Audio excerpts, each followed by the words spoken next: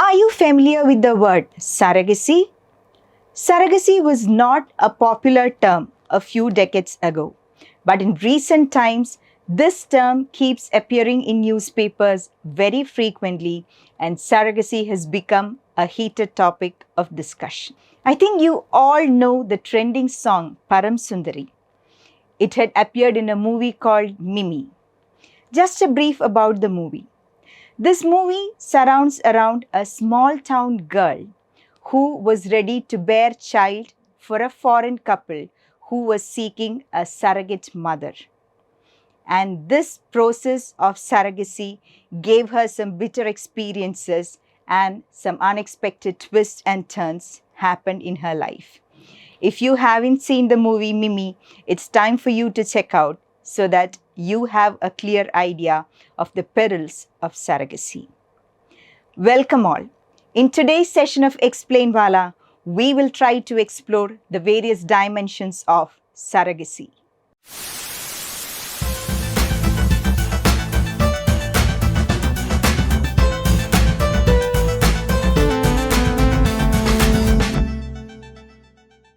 Surrogacy is a process of assisted reproductive technique where intended parents seek the service of a surrogate or the birth mother.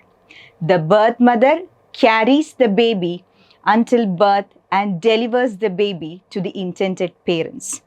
This is a very popular fertility treatment and involves very complex legal as well as medical steps. After the baby is born, the gestational mother or the birth mother gives the custody and guardianship of the newborn to the intended parents. Surrogacy is of two types. It can either be traditional or be gestational. Let's examine what is the difference between these two. In traditional surrogacy, the surrogate mother or the birth mother is inseminated with the father-to-be's sperm.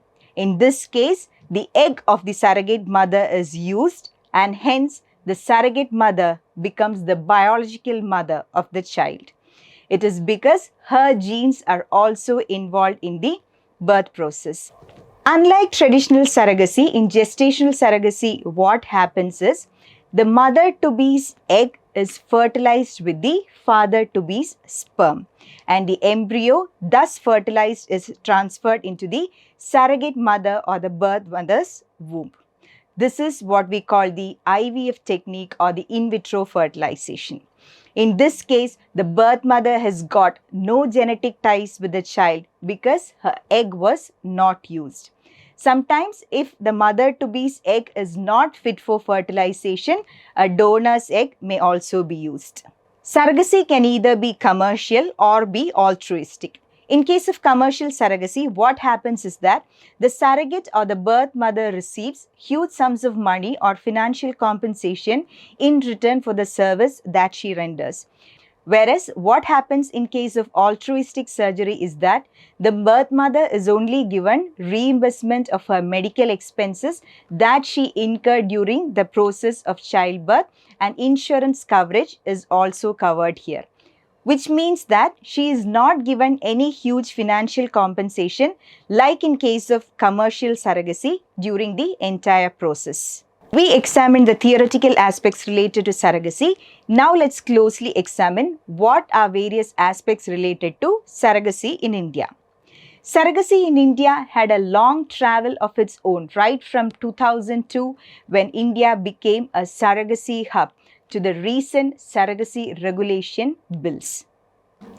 There are various complex social, moral, ethical, legal as well as medical issues related to surrogacy. The Parliament this year passed the Assisted Reproductive Technology Bill and the Surrogacy Regulation Bills. So these two bills will have a serious impact related to the reproductive rights of Indian women.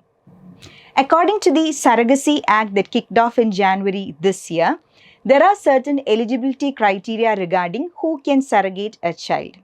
As per the provisions of the Act, a couple can opt for surrogacy only on medical grounds. In addition to that, the other eligibility criteria include that the couple should be a man and a woman.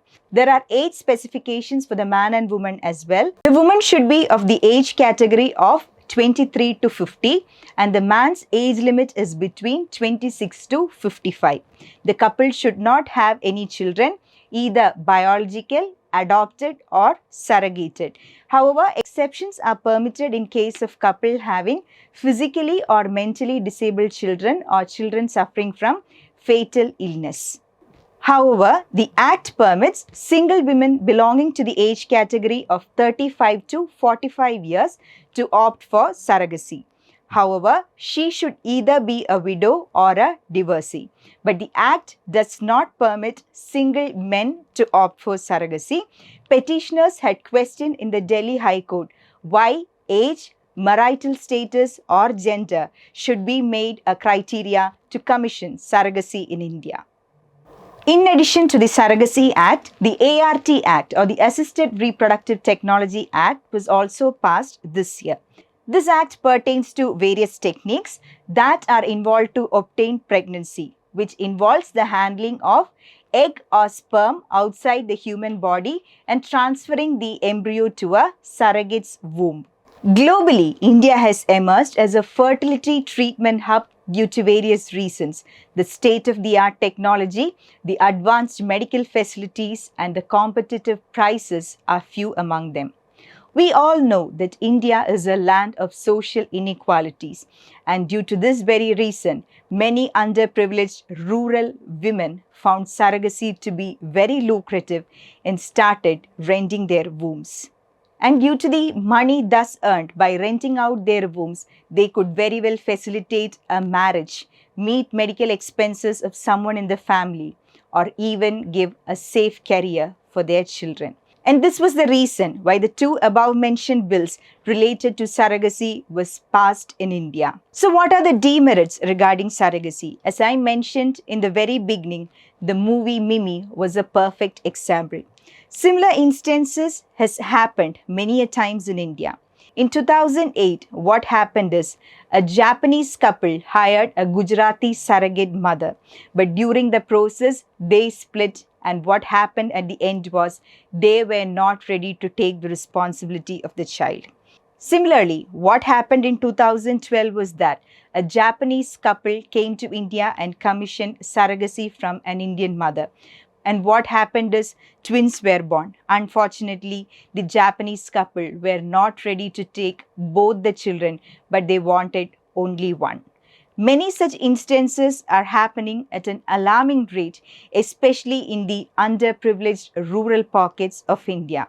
And hence, this was the very reason why regulations need to be stringent. Health Minister Mansukh Mandavia said in Parliament that these bills were a need of the time in order to regulate and supervise the innumerable ART clinics which are flourishing across the country. These ART clinics are actively involved in various unethical practices like sex-selective reproduction and exploitation of surrogate mothers.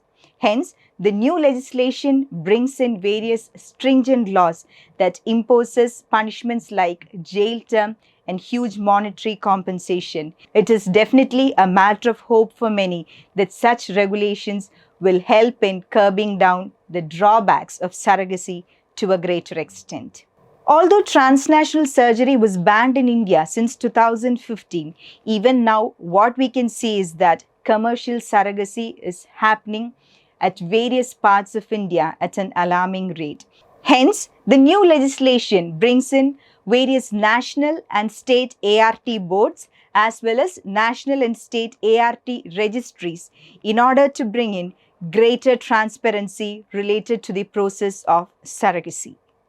Although such regulations were brought in with a far-sighted vision and good intention to curb the malpractices related to surrogacy, a larger segment of the Indian society still vehemently criticizes various provisions of this act. One major ground on which this act is being criticized is that many argue why gender, marital status or age criteria has been prescribed related to surrogacy, and many have pointed out that the government has brought in such regulations without taking into account the ground realities.